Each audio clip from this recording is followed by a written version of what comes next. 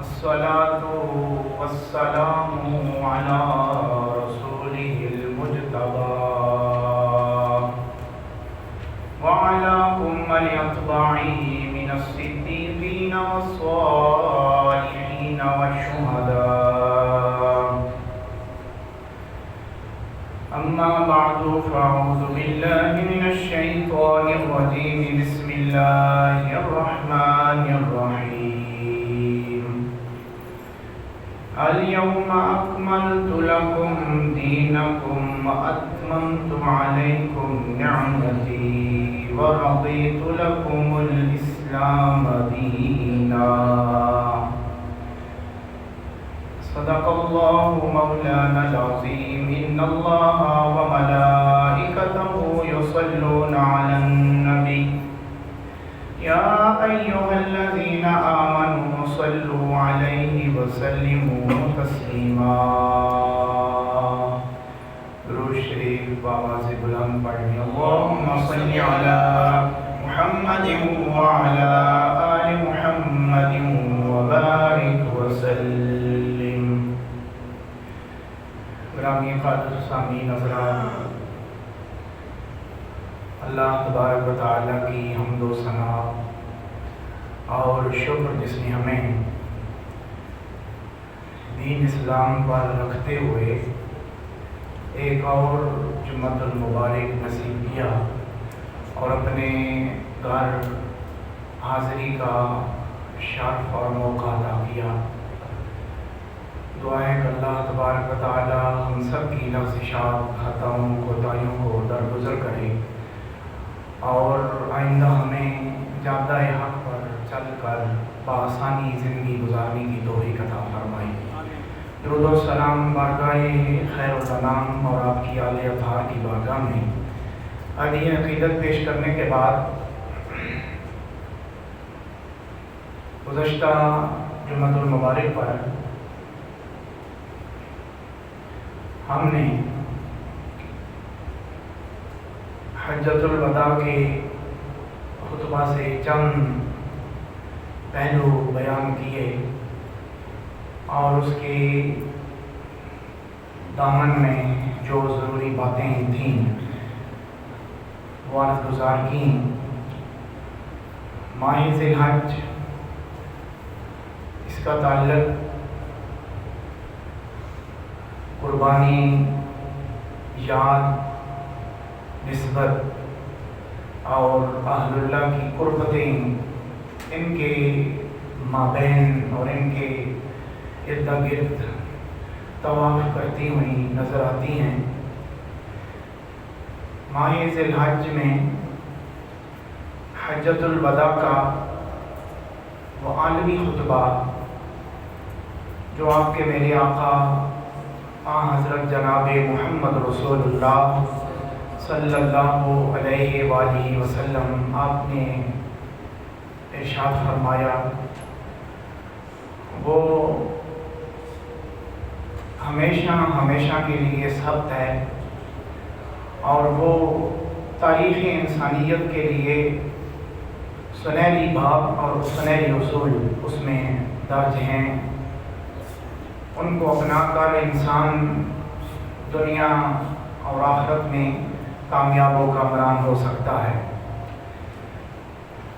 حجۃ الوداع کے بعد اس ماہ ذی الحج میں ہی 15 ذی الحج کو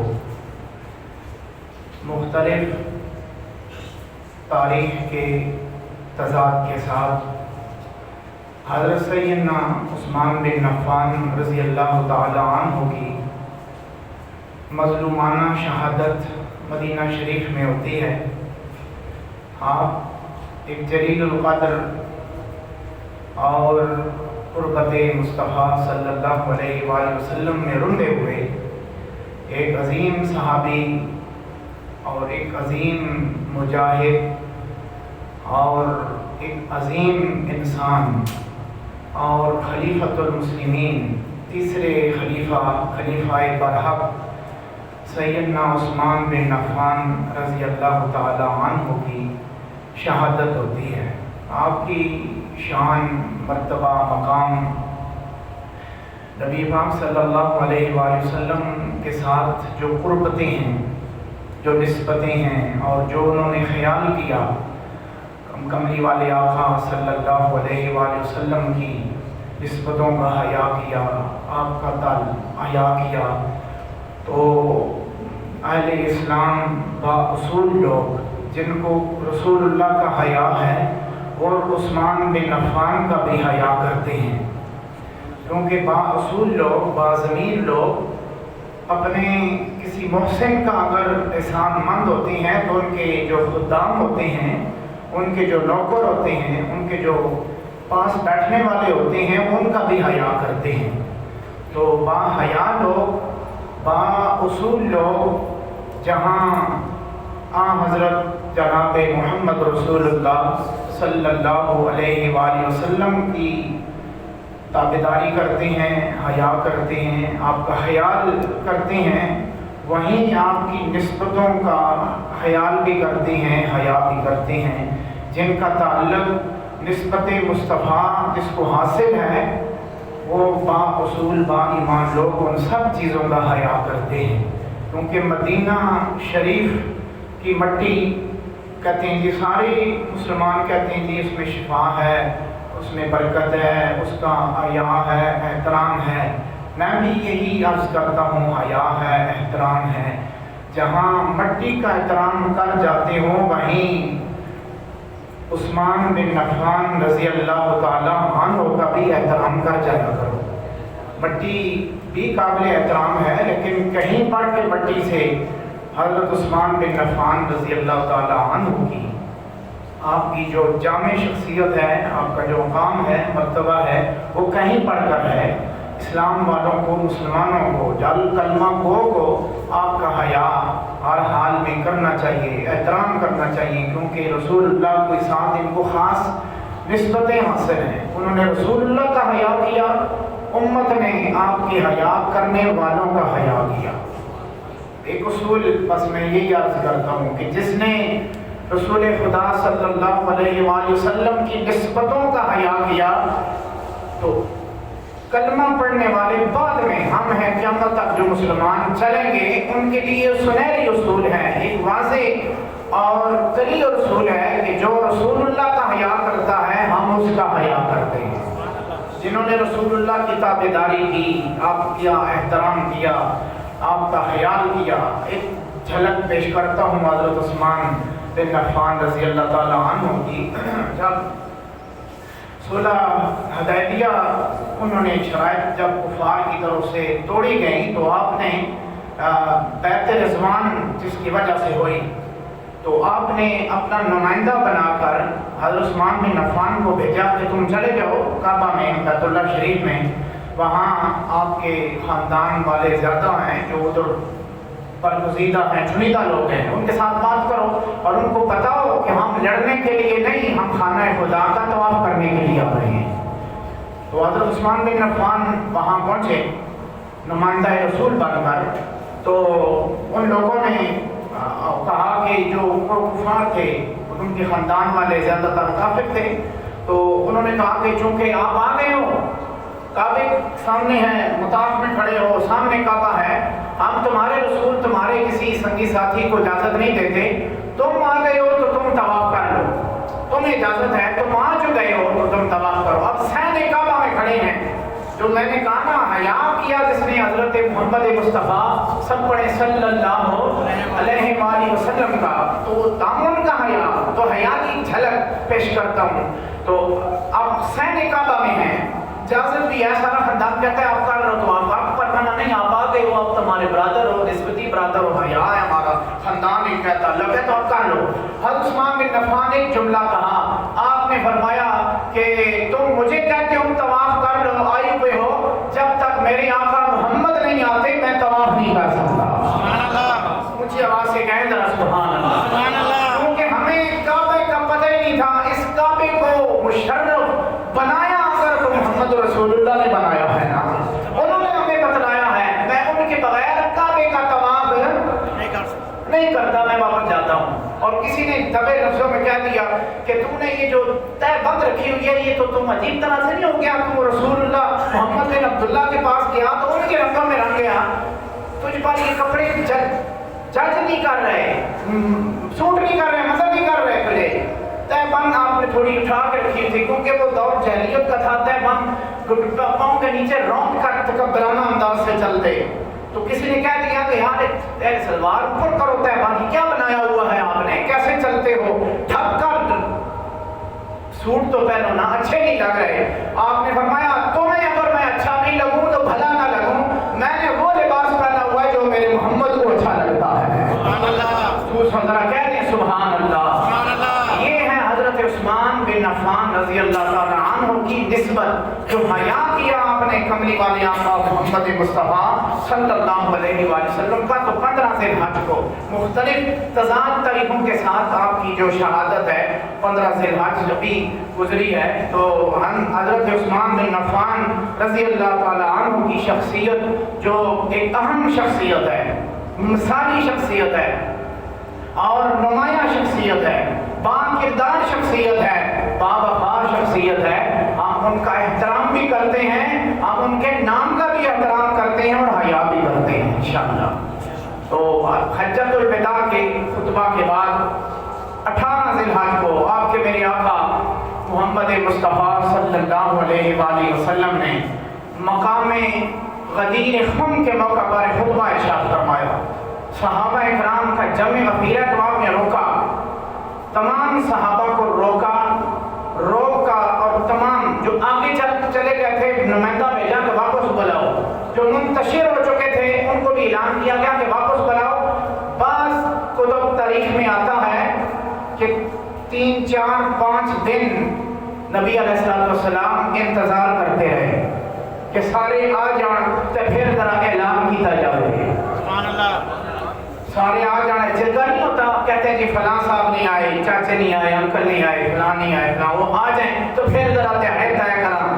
آپ نے فرمایا وہ سارے آ جائیں تو پھر ذرا اعلان کریں، چس تو آئے نا۔ سبحان اللہ، بھائی جو روایت ہے راوی ہیں وہ راویات کو بڑھا کر، وہ 2 خطبے ہیں جن کے راوی زیادہ ہیں، ایک حجۃ الوداع کا خطبہ کہ سارے صحابہ موجود تھے، سارے ہی راوی ہیں، راوی کہتے ہیں بیان کرنے والے۔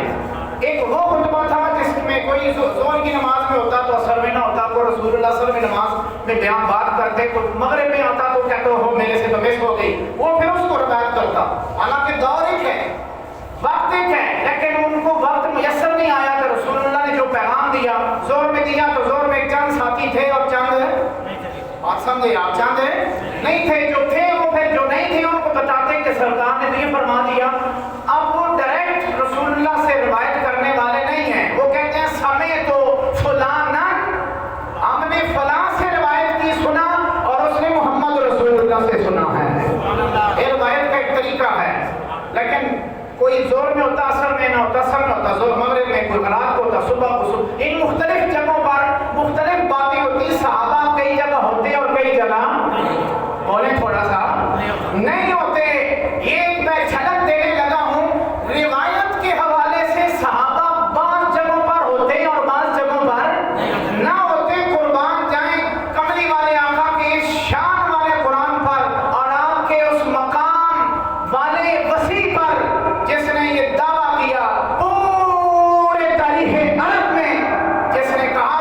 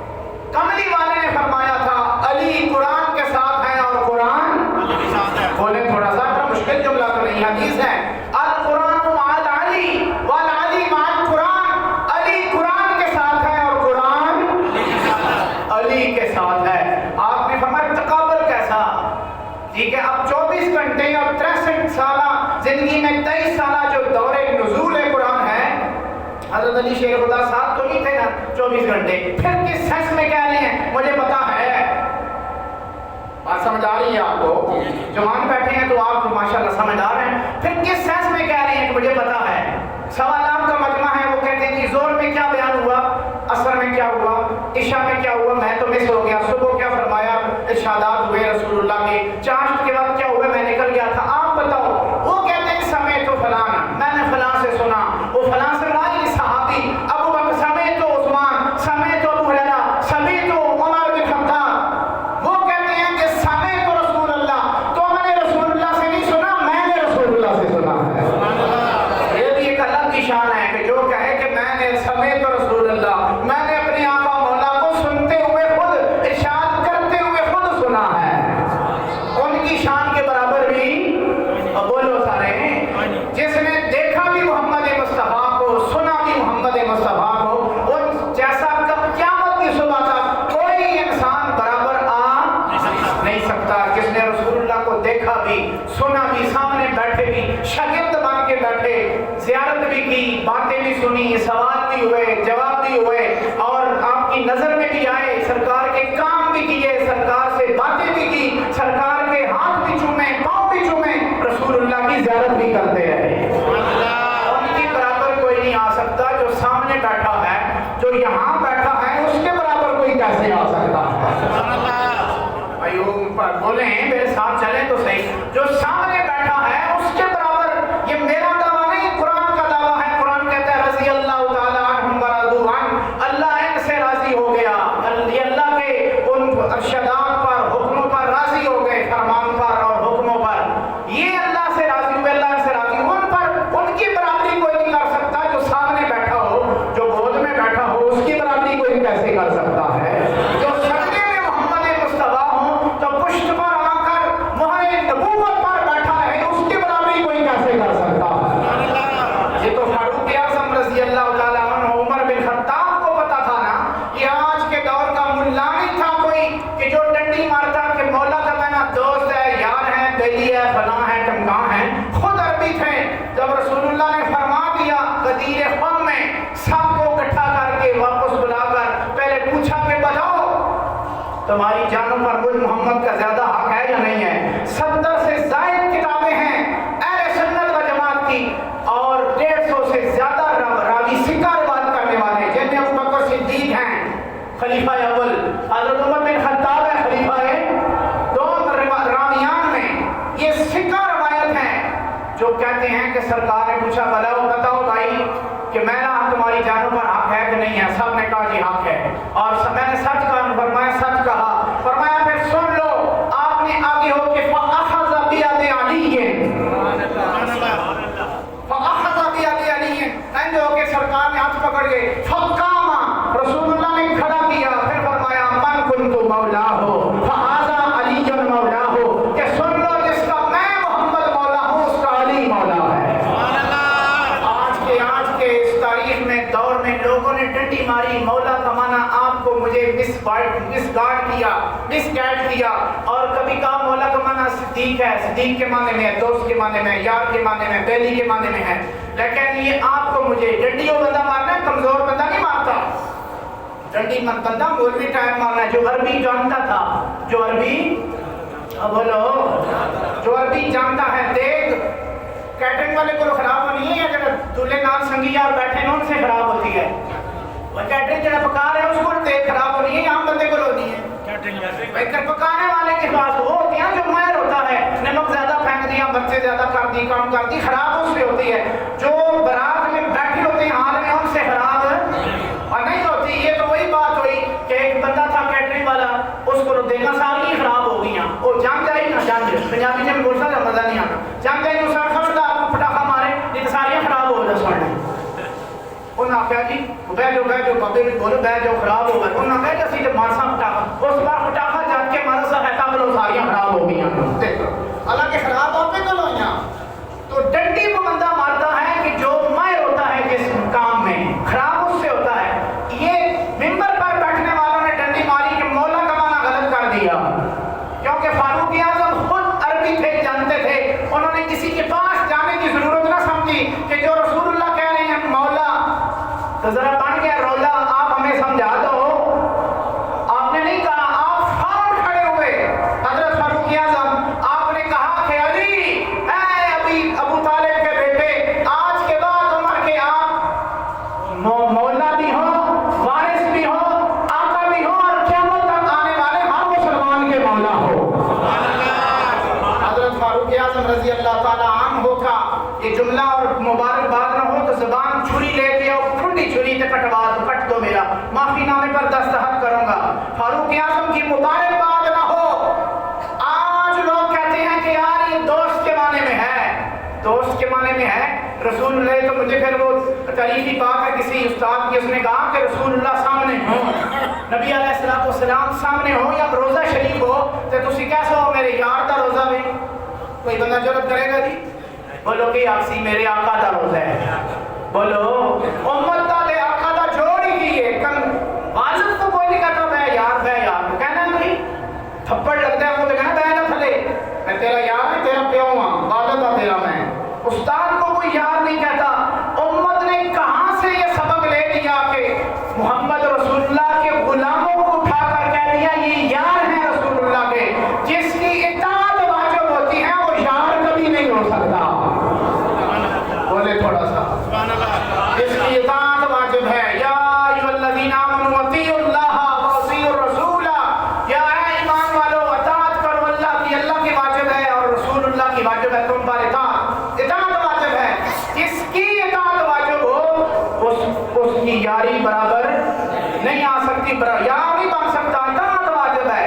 جس کی اطاعت ہو وہ جب قدم رکھتے ہوں تو ان کے نواسے بھی اگر کہہ دیں کہ ممبر تو اترو، وہ ہاتھ بن گیا کہ کہنا ہے کہ جناب یہ تواڈے نامے دا ممبر ہے، اساں تے اطاعت واجب ہے. یہ ملا بعد والے رولا کریں گے، فاروق اعظم رولا نہیں کیتا. سمجھ آئی نہیں آئی میری بات؟ اس کا نواسا بھی اگر کہے نا 7-8 سال نہ چھوٹا بچہ وہ کہے تھلے لے میرے نانے نے نمبر تو دے چڑھ گئے. عمر بن خطاب کہیں جناب یہ تواڈے نانے دا ممبر ہے، میں عمر بن خطاب خطاب دا بیٹا ہاں تے تیرے نانے دا بڑا احسان ہے میرے تے، میں بڑا تعلق ہے. میں اٹھ کے تھلے بیٹھوں گا جناب تسی خود تشریف رکھو ممبر رسول تے. کیوں؟ وجہ کیا تھی؟ لاجک کیا ہے؟ جس کی اطاعت واجب ہوتی ہے ان کے بچوں کا بھی خیال کرنا پڑتا ہے. اونچی آواز سے بولیں تھوڑا سا. فاروق اعظم کو پتا تھا نا اللہم صلی علی محمد وعلی آل محمد کما صلیت علی ابراہیم وعلی آل ابراہیم. کو پتا تھا کہ نماز میں جن پر درود پڑھتے ہیں آرڈر بھی اسی کا ہے، اتر جاتے ہیں جناب. تم کہتے ہو تو ہم اتر جاتے ہیں، لیکن یہی فاروق ہے ابن خطاب کا بیٹا کیسر اور کسرا کو خط لکھتا ہے تو کانپتے ہیں پورا کیسر ایران، شاہ ایران کانپتا ہے اور شاہ روم کانپتا ہے، کانپتے ہیں. تنتنا اور دبدبا اتنا ہے. لیکن عاجزی اگر دیکھنی ہو تو محمد کے نواسوں کے سامنے چیک کر لو ذرا. ان کے کہنے پہ کہتے ہیں جناب اسی حاضر ہاں، اطاعت جس کی کیتی جاوے اس کے سامنے یاری چلتی. اور بولو سارے بھائی یاری میں تو بڑا کچھ لوز باتیں بھی ہو جاتی ہیں. آپ سب بیٹھے ہوئے ہیں، سمجھدار لوگ ہیں، اس دور کے ہم ہیں. یار کو پتا نا یار کہتے ہیں یار یاروں کہنے ہاں اجمل ہی چلیے، وہ کہنا چھوڑ یار ہم کل کے چلتے ہیں، چھوڑ یار کل چلیں گے، چھوڑ یار. اطاعت اس میں ہوتی وہ دوستان کی اطاعت کی تھی میں نہیں ہوں کہنا ہے اور چھوڑ یار وہ اپنے بھی منوا لینا ہے. رسول اللہ کہیں کہ روزہ صبح سے لے کے شام تک رکھو تو بندہ کہے نہیں یار چھوڑ، اثر نہ کھول لیے. جس کی اطاعت کی جاتی ہے تو سو اطاعت کی جاتی ہے. یاری وہاں بولے سارے میں عجیب بات نہیں کر رہا، تسی کو کوئی اور کر لینے ہیں. پھر میں تو سمجھا رہا ہوں اس دور میں دوستوں کی اطاعت نہیں ہوتی، اپنے جیسوں کی اطاعت نہیں ہوتی. خلق بڑا مچا ہوتا ہے، مارکیٹ چلے جائیں، ادھر چلے جائیں، وہاں چلے جائیں، ہنس ہنس کے دوائی ہو رہی ہوتی ہے.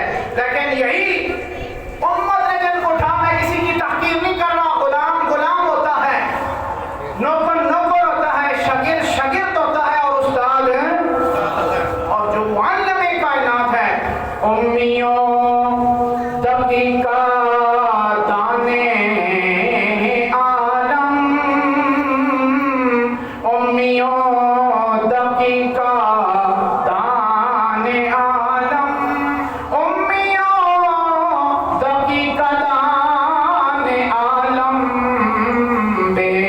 سایہ ہو صاحبان عالم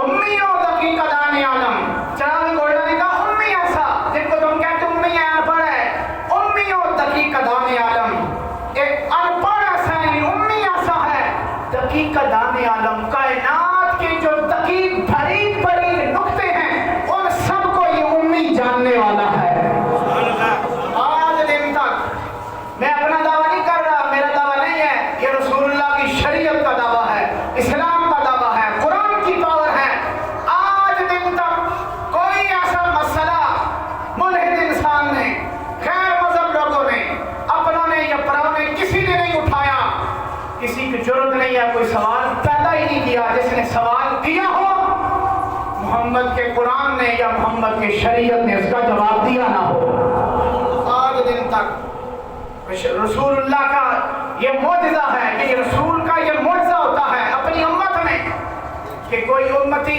سوال کرے کہ نبی آکے میں نے تو پتہ ہی کوئی نہیں میں کسی کو پوچھ کے دساں گا ایسی بات ہے بولو سارے نہیں ہوتی قیامت تک آپ اور میں کلمہ پڑھو ایک دفعہ لا الہ آواز بلند پڑھو لا الہ الا اللہ محمد رسول اللہ سب کلمہ پڑھے سی مسلمان الحمدللہ سارے مسلمان پر بیٹھے ہیں کلمہ اسا پڑھیا اسا کے پڑھیا بولو کلمہ پڑھیا سی مسلمان الحمدللہ کوئی ایسا سوال اور مشکافی ایسی نہیں تو جس نے سوال کرنے والے نے سوال اٹھایا ہو اور مسلمانوں کے پاس ہماری کوتاہی ہو سکتی ہے علم والوں کی علم کی غلطی نہیں ہے اسلام کی غلطی کوتاہی نہیں ہے پڑھنے والوں کے پاس جواب نہ ہو یہ الگ بات ہے وگرنہ اسلام نے سارے جواب سوالوں کے جواب عطا کر دیے ہیں اب ہم سب کلمہ پڑھے ہیں ہم نے قیامت تک جتنے مسلمان آئیں گے ہمارے رسول ہیں اس کا معنی یہ اللہ کے علاوہ کوئی عبادت کے لائق نہیں محمد اللہ کے رسول تھے ترجمہ ٹھیک ہے جی ہاں غلط ہے محمد اللہ کے رسول سارے بولیں ہیں مطلب ہے ہمارے رسول ہیں محمد ہمارے رسول ہیں تھے نہیں ہمارے رسول ہیں تھے اور ہیں کا اگر آپ اردو سمجھتے ہیں تو چیک کر لینا تھے کا کدھر استعمال ہوتا ہے ماضی میں ماضی بعید ہو دور دور دور دور اور ہیں یہ حال ہے آج بھی حال ہے کل بھی حال ہے اور ہمیشہ کے لیے حال ہے اور اپنا یہ حال ہے کہ ہر وقت حال ہے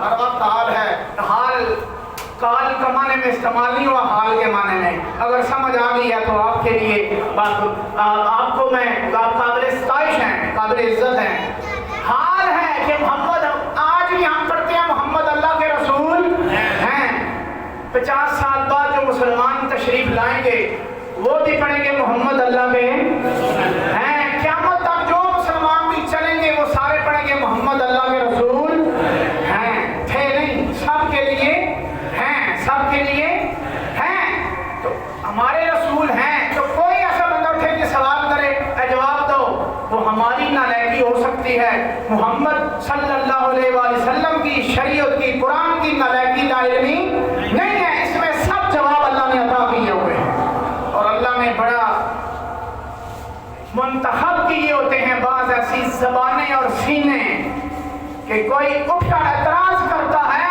تو اللہ نے ان کے دبانے کے لیے اللہ نے بعض شخصیات کو منتخب کر لیا ہوتا ہے جس طرح حضرت پیر مہر علی شاہ صاحب رحمۃ اللہ تعالیٰ علیہ آپ کا ارادہ بنا کہ میں مدینہ شریف بھی رہوں گا ہمیشہ ہمیشہ کے لیے جس طرح آپ نے کہا تھا کہ ہواں سگ میں مدینے دی گلی دا ہواں سگ میں مدینے دی گلی دا ہواں سگ میں مدینے دی گلی دا اے ہو رتبہ ہے ہر کامل ولی دا اس معنی میں استعمال ہوا ہے کہ کملی والا میں تیرے مدینے رہا تو میں تیرے مدینے کی حفاظت کراں ہر گندی چیز اللہ حفاظت کرا تو میں جارون کا شما میں تھے صفائیاں کرا رحمہ میں تھے رحمہ. ٹھیک ہے, تو آپ کا ارادہ بنا, آپ چلے گئے وہاں. رسول اللہ نے حکم دیا خواب کے اندر, اور تمام لوگ لکھ رہے ہیں جب قادیانی نے سر اٹھایا اور اس نے آہستہ آہستہ اوپر اچھلنا شروع کیا, نبوت کی طرف جب اس نے جانا شروع کیا تو مدینے سے فرقان فرمایا, میرے علی ہندوستان چلے جاؤ واپس. اس وقت پاکستان کا خواب خیال نہیں تھے. ہندوستان چلے جاؤ, تم وہاں جا کر بیٹھ بھی جاؤ گے, تمہارے بیٹھنے کی برکت سے اللہ سارے فتنے ختم کر دے گا. مطلب جب ہوا, بعض ایسی شخصیات ہوتی ہیں جن کے بیٹھے رہنے سے بھی برکت ہو جایا کرتی ہے. ہم نے تو 2 جمعے اس پر پڑھائے ہیں یار. زمزم سارے کار رکھے ہیں, اوکھے ویلے بیماراں بچیاں بوڑھیاں بیماراں نے منہ اچ پانی کہنے برکت والا ہے. بھئی تازہ پانی پاؤ, باسی پانی ڈالتے ہو, وہ کہتے ہیں باسی پیا ہوئے محمد رسول اللہ دے دادے دے پیرا نہ لگے ہوئے ہیں. میں چہرے دیکھ رہا ہوں, جو پریشانی لگ رہی ہے میں بالکل جانتا ہوں. آپ بولیں تھوڑا سا, میں کوئی ایسی بات نہیں کر رہا, عام ہونی بات.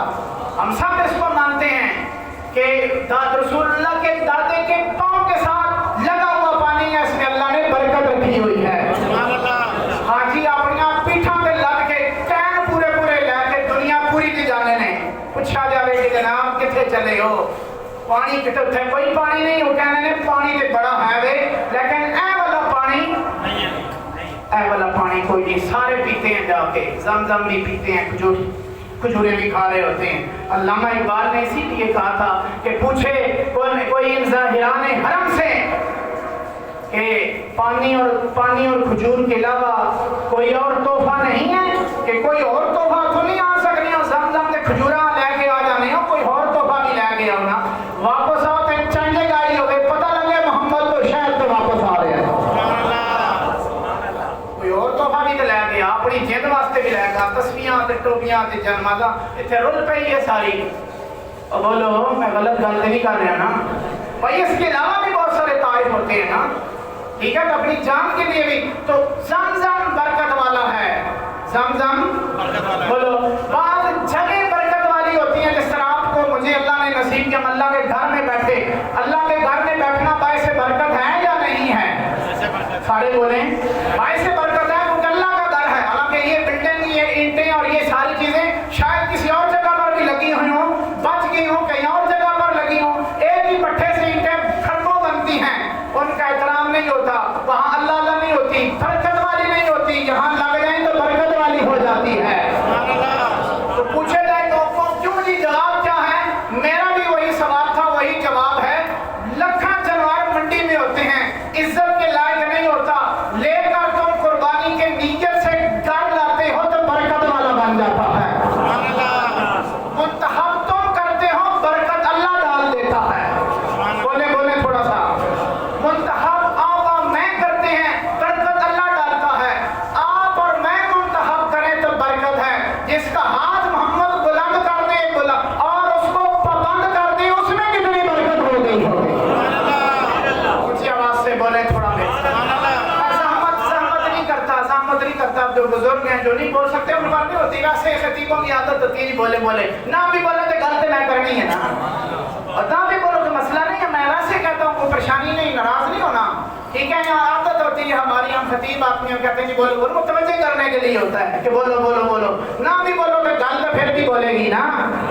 ہاں بولیں گے, ہم بولیں گے, کیوں نہیں بولیں گے. تو برکت آپ اور میں منتخب جانور کر دیں.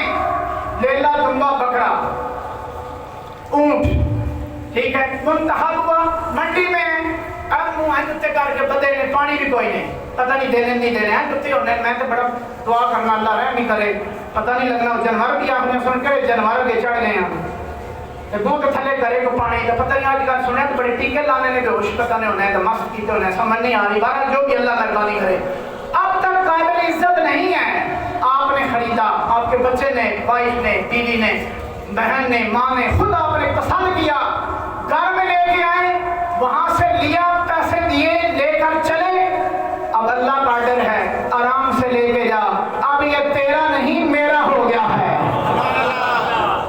اب یہ عام جانور نہیں, یہ قابل عزت ہو گیا ہے, قابل احترام ہو گیا ہے. یا اللہ جانور ہے, جنگل ہے, مویشی ہے، بیل ہے، گائے ہے، اور جو چیزیں ہیں حلال جو جن کی ذبح ہوتی ہیں، قربانی ہوتی ہے، تو یہ قابل عزت کیوں ہے؟ اور میں قابل عزت اس لیے ہے اس کا تعلق نسبت اسماعیلی کے ساتھ ہے، اس دمبے کے ساتھ ہے، ابراہیم اور اسماعیل کے ساتھ ہے۔ ہم بھی یہی کہتے ہیں صاحب ہاتھ جوڑ کر جس لیلے دمبے کی نسبت اسماعیلی کو حاصل ہو جائے، آپ اور میں منتخب کریں، برکت والا ہے۔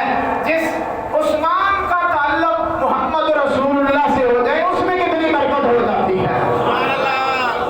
حضرت عثمان بن عفان نے، کیونکہ آپ جو لیٹ آئے ہیں ان کے لیے دہرایا ہے کہ بعض لوگ کہیں گے کہ ایک ہی پاسے لگا رہے، مولا علی نہ، ہم مولا علی کو بھی مانتے ہیں، عثمان بن عفان کو بھی مانتے ہیں۔ ہم نے پہلے بات کی ہے ان کی شخصیت کے مختلف روشن پہلو پر میں نے بات کی ہے، جو لیٹ آئے ہیں ان کے لیے دہرایا ہے۔ تو تعلق جگہ بدلنے سے، میں نے دوبارہ عرض کیا، جگہ بدلنے سے بعض جگہیں ایسی ہوتی ہیں جن میں چلا جائے انسان تو برکت والا ہو جاتا ہے، برکت والا ہو جاتا ہے۔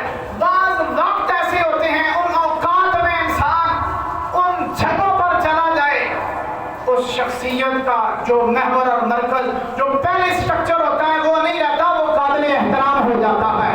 جس طرح 9 ذی الحج کو وقوف عرفہ، میدان عرفات میں جا کر کھڑا ہو جائے، احرام باندھ کر خاص وقت میں ایک لمحے کے لیے بھی وقوف کر لے، اب وہ پہلے والی زندگی نہیں۔ رسول اللہ نے فرمایا جس نے صحیح معنوں میں حج کیا، لغویات نہیں کی، بےہودہ باتیں نہیں کی، شریعت کے حدود میں رہ کر مناسک حج ادا کیا، وہ اس طرح واپس آتا ہے جس طرح ماں نے اس کو دنیا میں ابھی پیدا کر کے بھیجا ہے، کوئی گناہ نہیں ہوتا اس کے ساتھ۔ کھڑا ہونے سے بھائی، کھڑا ہونے سے سارے گناہ معاف ہو گئے۔ تو آپ بتاؤ ان صحابہ کا مقام کیا ہو سکتا ہے کہ جو رسول اللہ کے پیچھے نیت کر کے کہتے تھے جی منہ خانہ کعبہ شریف کے پیچھے اس امام کے جس کے پیچھے سارے نبی کھڑے ہیں، کھڑے ہونے سے سارے گناہ۔ اب بھی تجھے سمجھ نہیں آئی کہ رضی اللہ کیوں ہوئے؟ تو کہتا ہے جی کیوں ہوئے؟